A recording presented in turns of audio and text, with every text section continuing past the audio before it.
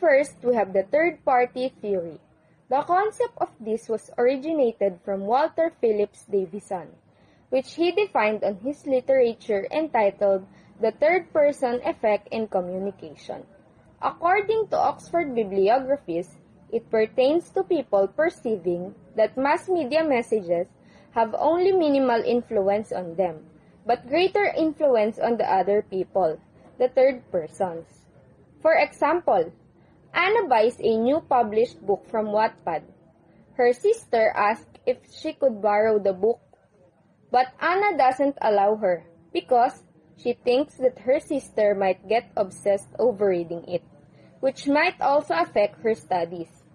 Anna thinks that way when in fact she is the one that's so addicted on reading the book.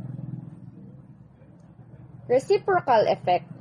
This happens when an individual or an event changes behavior and actions because of media attention. Suppose that you decided to become a vlogger. As time goes by, you have reached 1 million subscribers. Then, you create a content which is about reacting to hate comments. In the recorded video, you react politely to those haters, when in fact, you are really pissed off while reading those.